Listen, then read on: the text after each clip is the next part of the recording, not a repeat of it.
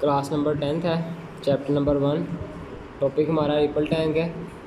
Ripple tank को कल थोड़ा सा पढ़ चुके हैं। रिपल टैंक की बस एक डेफिनेशन रिपीट करके तो आगे बात करेंगे। A ripple tank is a device to produce water waves and study to their characteristics। ये हमारे पास एक ऐसा आला है जो कि वेव्स पैदा करने के लिए इस्तेमाल होता है, और जिससे वेव्स पैदा होती हैं पानी की तो हम उनका मुताला करते हैं। हमारे पास साइड पर एक ब्लॉग है जो आज के सबक के लिए थोड़ा सा अहम है, जो आज के लेसन के लिए से रिलेटेड है। ये साइड पर 10.12 है। यहाँ पे हमारे पास वेव फ्रंट्स की डेफिनेशन है। तो वेव्स कौन सी स्ट्रेट्स वेव फ्रंट कहलाती हैं। जो स्ट्रेट वेव्स होती हैं वो वेव फ्रंट कहलाती हैं। क्या डेफिनेशन है? Waves have straight wave front. जो वेव्स सीधी होंगी वो कहलाएंगी वेव फ्रंट। ठीक है, जैसे कि क्रस्ट, एक वेव में मौजूद तमाम क्रस्ट अगर एक ही डायरेक्शन में होंगे तो वो होगा, क्या होगा? Wave front. तो हमारे पास इसका था कि इसके अंदर बल्ब होता है, नीचे स्क्रीन होती है, साइड पर एक इलेक्ट्रॉनिक पावर सप्लाई होती है, एक इलेक्ट्रिक मोटर होती है, जो ऑस्किलेशन पैडल होता है जो वेव्स पैदा करता है, और इसमें हमेशा सीधी वेव्स ही पैदा की जाती हैं। बाद में उनको जब हम स्टडी के लिए चेंज करते हैं तो चेंज कर लेते हैं। Place a barrier in a ripple tank. अब हमने स्टडी क्या करनी है? टू स्टडी रिफ्लेक्शन को स्टडी करने के लिए we have to place a barrier. हमें एक बैरियर प्लेस करना है। बैरियर क्या होता है? जैसे हम किसी सड़क पर जा रहे हैं तो आगे पुलिस ने बैरियर लगाया है ताकि कोई जल्दी से गुजर ना सके। बैरियर होती है रुकावट। ठीक है, तो बैरियर प्लेस करेंगे। बैरियर प्लेस करके हम जो रिपल टैंक में वेव्स प्रोड्यूस करना शुरू करेंगे। इलेक्ट्रिक मोटर ऑन करेंगे, वेव्स प्रोड्यूस होना शुरू हो जाएगी। तो अब क्या होगा? The water waves will reflect. Water की जो वेव्स हैं वो रिफ्लेक्ट होंगी।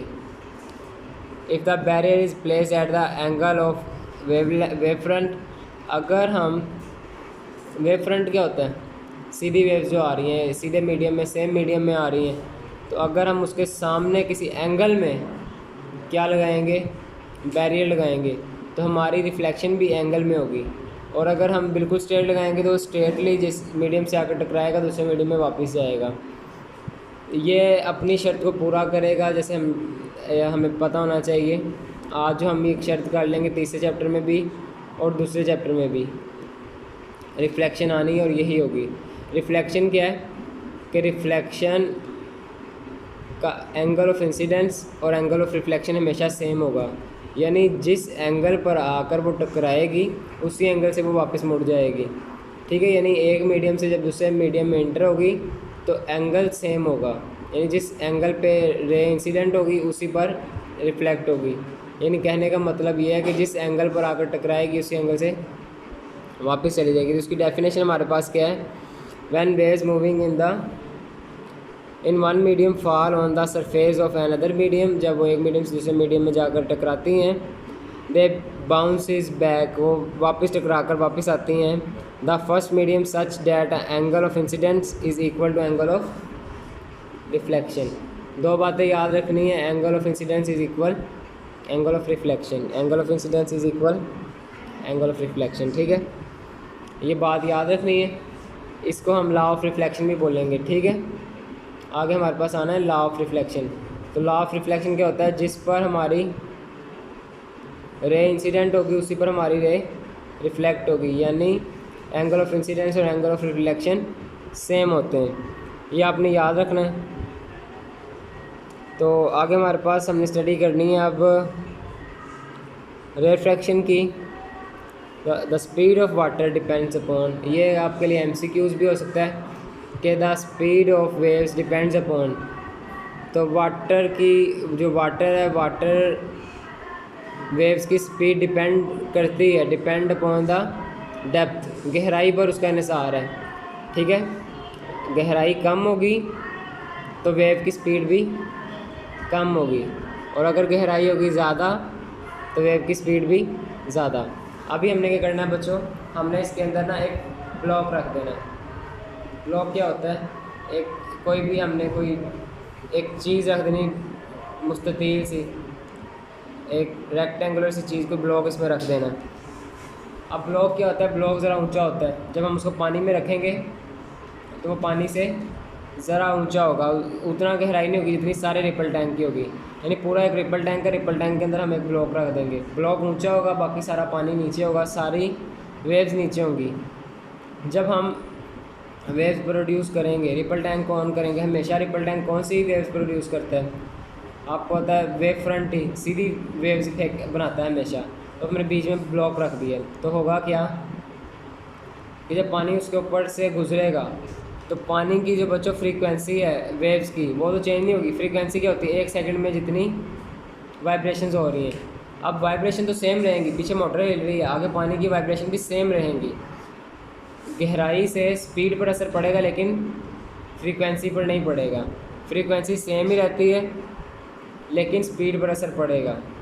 वेवलेंथ उसकी क्या हो जाएगी, वेवलेंथ कम हो जाएगी, जिसकी वजह से ऊंचा होने पर स्पीड कम और गहरा होने पर स्पीड ज़्यादा हो जाती है। बस ये याद रखना है कि speed depend upon the depth. अगर तो डेप्थ ज़्यादा है तो स्पीड भी ज़्यादा है, अगर डेप्थ कम है तो फिर स्पीड भी कम है। यानी अगर एक जिसम ऊंचा है तो स्पीड कम है वेव्स की, और अगर गहरा है तो स्पीड ज़्यादा है। जैसे आप लोगों ने अगर कभी पानी बहता हुआ देखा हो ज़मीन पर, तो जहाँ से ज़मीन अगर फर्श टूटा हुआ है, गहरा है, पानी ऐसे फेंका ना, सारी जगह से पानी एक जितनी स्पीड से जाएगा, लेकिन गहराई में पानी आपको एक दायरे में घूमता हुआ और तेज़ी से गुजरता हुआ नज़र आएगा। तो ये एक बात याद रखनी है। आप अगर देखें तो आपको डायग्राम नंबर 10.12 में 10.12 में नज़र आएगा वाइट, और कुछ हिस्से नज़र आएंगे डार्क। ठीक है बच्चों, ये जो आपके ब्राइट हिस्से हैं ना, ब्राइट हिस्सा किसको होते हैं, जो वाइट कलर ना ब्राइट है, तो जो ब्राइट हिस्सा है, ब्राइट हिस्सा शो कर रहा है क्रस्ट को, और जो डार्क हिस्से हैं ना, जैसे ब्लू ब्लू को शो कर रहे हैं, ये ट्रफ को शो कर रहे हैं। ठीक है, और इनके दोनों के दरमियान जो एक फासला है वो वेवलेंथ को शो कर रहा है। तो हमारे पास and the both part of water because equal frequency of the vibrator. ये यहाँ पे बताया जा रहा है कि हमारी फ्रीक्वेंसी सेम रहेगी क्योंकि हमारा वाइब्रेटर जो है वो प्रोड्यूस कर रहा है सेम फ्रीक्वेंसी। तो जो वाइब्रेटर की फ्रीक्वेंसी होगी वही हमारी वेव्स की फ्रीक्वेंसी होगी। अब आगे हमारे पास रिफ्लेक्शन है।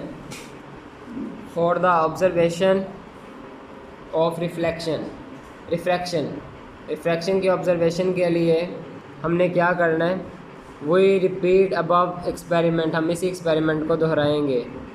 Date the boundary between the deep and shallower water, गहरे और कम गहरे पानी के दरमियान हम एक बाउंड्री बना देंगे। बाउंड्री कैसे बनाएंगे, हम दरमियान में कोई बैरियर रख देंगे, कोई स्टिक रख देंगे, बाउंड्री बन जाएगी। गहरा पानी अलग हो जाएगा और कम गहरा पानी अलग हो जाएगा। अब हम ऑन करेंगे वाइब्रेटर तो इसमें प्रोड्यूस होना शुरू होंगी। क्या प्रोड्यूस होना शुरू होंगी, वेव फ्रंट्स, यानी सीधी वेव्स पैदा शुरू होंगी होना। जब वेव्स आकर टकराएंगी तो टकरा कर वो किसी एंगल पर अपना रास्ता बदल कर गुज़र जाएंगी। तो इस अमल को हम कहते हैं रिफ्रैक्शन। तो नाउ विल ऑब्जर्व यहाँ है water is at some angle to wave front. Now we will observe that additional to change in wavelength, कि उनकी वेवलेंथ चेंज हो गई। The wave change their direction, waves ने उनकी डायरेक्शन चेंज कर ली। आप डायग्राम नंबर 10.15 देखें तो ये हमारा वेव फ्रंट था, बीच में हमने एक बाउंड्री बना दी। ऊपर वाला पानी कम ऊंचा है, नीचे वाला ज़्यादा गहरा है, एक कम गहरा है एक ज़्यादा गहरा है। जो डार्क ब्लू है वो कम गहरा है और ये जो लाइट ब्लू है ज़्यादा गहरा है। आप देखें वेव फ्रंट, जब वेव सीधी आ रही थी तो इस एंगल से वेव आई, इंसिडेंट हुई, ये आई एंगल शो कर रहा है ना, ये एंगल ऑफ इंसिडेंट है। यहाँ से आके वेव इंसिडेंट हुई और आगे जाकर देखें रिफ्रैक्शन हो गई, वो एक एंगल पर मुड़ गई। तो जब वेव्स किसी एंगल पर मुड़ जाएं तो वो एंगल जिस पर वो मुड़ती हैं वो रिफ्रैक्शन एंगल कहलाता है और ये अमल कहलाता है रिफ्रैक्शन। इसके अलावा अगर रिफ्लेक्शन की बात करें तो रिफ्लेक्शन थोड़ा मुख्तलिफ थी। वो क्या थी कि एंगल ऑफ इंसिडेंस और एंगल ऑफ रिफ्लेक्शन बराबर होते हैं। इसमें क्या होता है, बस एंगल पे मुड़ गया है, वेव सीधी आएगी और आकर मुड़ जाएगी। उसमें क्या था, जिस पर आएगी एंगल पर उसी एंगल से वापस ही जाएगी दूसरे मीडियम में। इसमें क्या है कि हमने शॉल्वर वाटर और हमारे पास डीप वाटर है, तो दोनों वाटर्स जो हमारे पास मुख्तलिफ वाटर वेव्स हैं, डिफरेंट वाटर वेव्स हैं, उनमें बस ये होगा कि वो अपना रास्ता चेंज करेगी, वो वे चेंज कर लेगी अपना, और एंगल पे किसी भी एंगल पर मुड़ जाएगी। ठीक है, ये नहीं होगा कि जिस एंगल पे इंसिडेंट हुआ है उसी एंगल पे रिफ्रैक्शन होगी।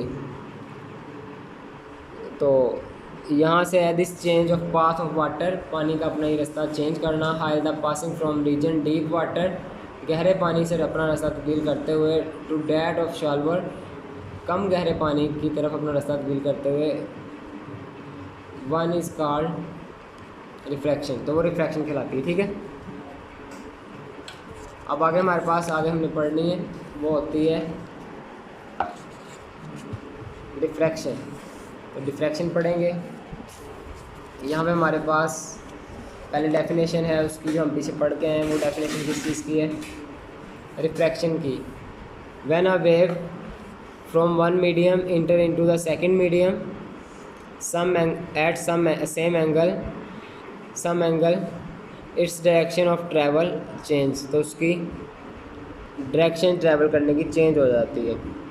तो ये हमारी रिफ्रैक्शन कहलाती है। किसी एंगल पर जब कोई भी वेव इंटर होती है सेकंड मीडियम में, तो वो अपना थोड़ा सा एंगल चेंज कर लेती है, रास्ता चेंज कर लेती है, इसको कहते हैं रिफ्रैक्शन।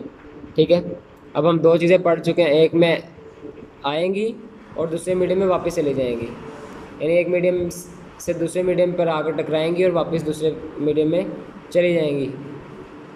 इसमें क्या, किसी एंगल पर आएंगी और अपना रास्ता तब्दील करके आगे चली जाएंगी। उसमें क्या था, आगे नहीं जाएंगी बल्कि वापस ही पीछे की तरफ आ जाएंगी। Now we observe the phenomena of diffraction of water waves generate straight waves in ripple tank and place two obstacles in line. आपने दो रुकावटें, ऑब्स्टेकल भी बच्चों रुकावट होती है, पीछे हमने बैरियर रखा था ना, यहाँ पे हमने रखा ऑब्स्टेकल भी रुकावट होती है। आपने दो रुकावटें रखनी है और उनके दरमियान में एक होल रखना है, एक सुराख रखना है, एक जगह रखनी है, स्पेस रखनी है। वो स्पेस इक्वल होनी चाहिए wave length of water wave के, सेम होनी चाहिए या less than the wave length of water wave. या तो वो वाटर वेव के इक्वल हो या वाटर वेव से ज़्यादा हो, तब ही वो क्या करेगी, डिफ्रैक्शन करेगी, उसके अलावा वो नहीं करेगी। तो between the equal of wavelength. After passing through small slit between two obstacles, the waves will spread. जब वेव्स, हम अब वेव्स को प्रोड्यूस करेंगे, वेव्स आएंगी, इन बैरियर्स के अंदर से गुजरेंगी, इस हॉल के अंदर से, स्पेस के अंदर से गुजरेंगी, और वो गुजर के आगे जाना शुरू करेंगी और फैल जाएंगी अपने रास्ते की तरफ, स्प्रेड हो जाएंगी एवरी डायरेक्शन, हर तरफ। The into almost semicircular pattern. Semicircular pattern होता है, आधा सेमी सर्कुलर है, आधे दायरे की शक्ल में फैल जाएंगी। तो इसकी डेफिनेशन क्या है? The bending of spreading of waves, waves का मुड़ना और फैलना अराउंड द शार्प एड्स, तिरछे किनारों पर, और ऑफ ऑब्स्टेकल्स, रुकावटों के, इस कॉल्ड डिफ्रैक्शन, डिफ्रैक्शन कहलाता है। और आप अगर गौर करें 10.16 पर, तो वेव जैसे जैसे आगे जाती जा रही हैं तो वो ज़्यादा फैलती जा रही हैं, बड़ी होती जा रही हैं। तो इस चीज़ को हम, उनके साइज़ बढ़ता जाता है जैसे जैसे वो आगे पास होती जाती है। तो ये जो आगे जाते जाना और साइज़ का बढ़ता जाना कहलाता है डिफ्रैक्शन। तो डिफ्रैक्शन तक आप आज करेंगे, उसके बाद इंशाल्लाह इसकी समरी करेंगे।